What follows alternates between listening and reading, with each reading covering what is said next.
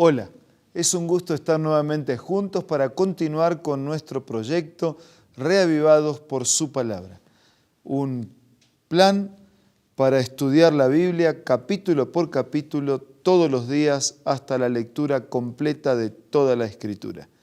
Hoy vamos a comenzar con el libro de Deuteronomio. Este es el quinto libro de la Biblia.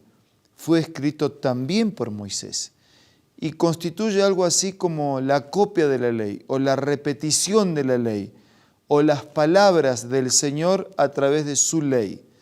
Es algo así como mostrarnos la relación amorosa que puede existir entre la criatura y el Creador y de qué manera le ofrecemos a Dios nuestra vida en adoración y en obediencia. Hoy vamos a dar una mirada al primer capítulo, pero antes vamos a pedir la bendición de Dios.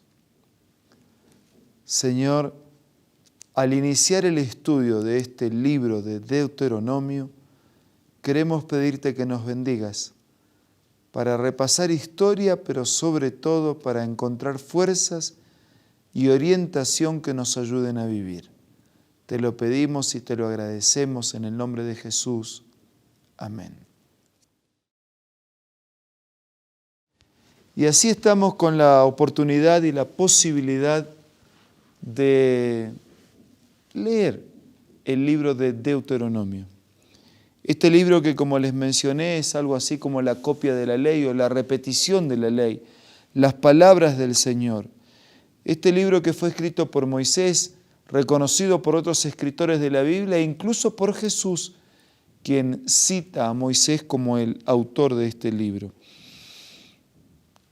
En el primer capítulo, nosotros nos encontramos con un Moisés que ordena salir de Horeb. Ese preámbulo de la zona, de la geografía, nos ofrece el marco histórico donde este libro se desarrolla su existencia. Son las palabras que Moisés dirigió. La verdad es que casi todo el libro de Deuteronomio son palabras dirigidas por Moisés. Es algo así como una recopilación de los discursos de Moisés. Y en esos discursos estaba la enseñanza que Dios tenía para el pueblo. Dios transmite a través de Moisés la enseñanza de su doctrina, de su palabra y de su mensaje para que ésta sea de bendición para con sus hijos. Nosotros encontramos aquí la indicación del tiempo, dice el capítulo 1, versículo 3, en el primer día del mes 11 del año 40, Moisés declaró a los israelitas todo lo que el Señor le había ordenado por medio de él.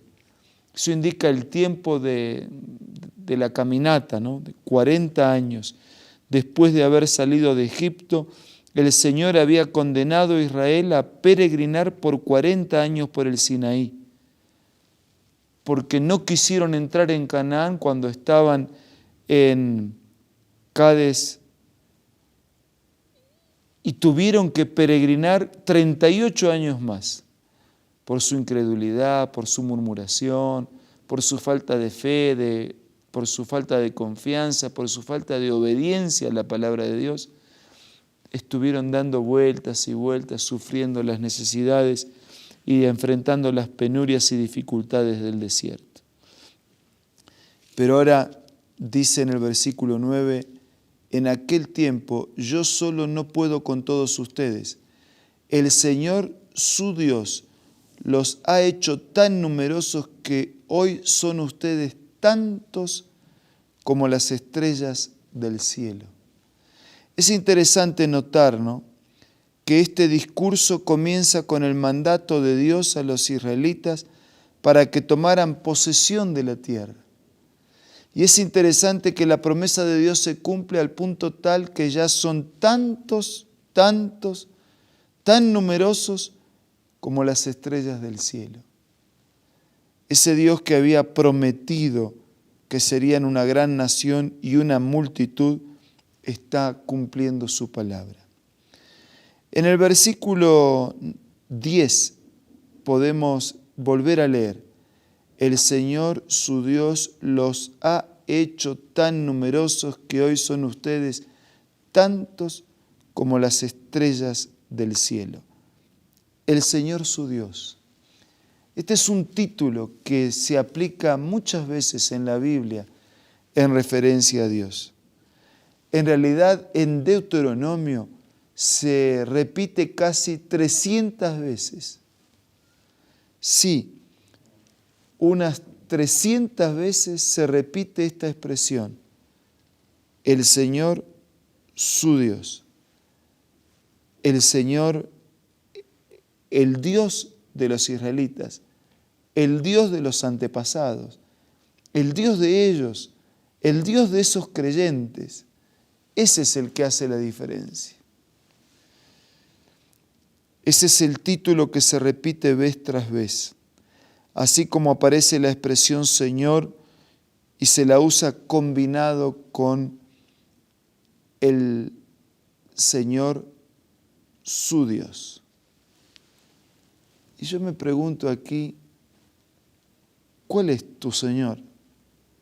¿Cuál es tu Dios? ¿El Dios de tus padres? ¿El Dios de tus antepasados? ¿Cuál es tu Dios? Dice versículo 21, miren, el Señor su Dios les ha entregado la tierra. Vayan y tomen posesión de ella como les dijo el Señor y Dios de sus antepasados. No tengan miedo ni se desanimen. ¿Cuál es tu Dios? El Dios de la Escritura, el Dios de la Biblia, el creador del universo. ¿Ese es tu Dios? Si ese es tu Dios, bien vale el consejo. No tengan miedo, no se desanimen. Ahora, si tu Dios es el que nosotros mismos fabricamos con nuestras manos, con nuestras ideas, con nuestras imaginaciones, ¿qué Dios es aquel que nosotros mismos producimos? Dice versículo 26, ustedes se negaron a subir y se rebelaron contra la orden del Señor su Dios. Se pusieron a murmurar en sus carpas y dijeron, el Señor nos aborrece, nos hizo salir de Egipto para entregarnos a los amorreos, para destruirnos. ¿A dónde iremos? Cuando tuvieron la oportunidad de confiar y obedecer, no lo hicieron. Y la ruina y la destrucción fue su destino. El versículo 32 dice, a pesar de esto, ninguno de ustedes confió en el Señor su Dios, que se adelantaba a ustedes para buscarlos dónde acampar. De noche lo hacía con fuego para que vieran el camino a seguir y de día los acompañaba con una nube. A pesar de todas las bendiciones, a pesar de todos los milagros, a pesar de promesas cumplidas en el peregrinar del desierto, igual dudaron, igual se rebelaron, igual desobedecieron. No confiaron en el Señor su Dios, ese que se adelantaba, ese que iba adelante para buscarles un lugar, ese que les marcaba el camino, que les iluminaba, que los acompañaba. Versículo 39. En cuanto a sus hijos pequeños que todavía no saben distinguir entre el bien y el mal, y de quienes ustedes pensaron que servirían de botín, ellos sí entrarán en la tierra y la poseerán. Muchos tuvieron que morir porque rechazaron el plan y el proyecto de Dios. Y aquellos niños, aquellos jovencitos, aquellos que no se contaminaron con el mal ni se contaminaron con el pecado, recibieron la tierra por heredad. Hay un Dios, el verdadero, el único, el Dios del universo. Ese que es mi Dios, es tu Dios y es el Dios de todos. Ese en el que tenemos que creer, en el que podemos creer, en el que vale la pena creer, a quien podemos obedecer para recibir la plenitud de sus bendiciones. Ahora, en este momento de silencio, cada uno dígale a Dios lo que necesita. Cada uno dígale a Dios y presente su petición. Yo voy a hacerlo aquí, personal, en silencio. Y usted puede hacerlo donde está. Este es un momento para encontrarse con Dios.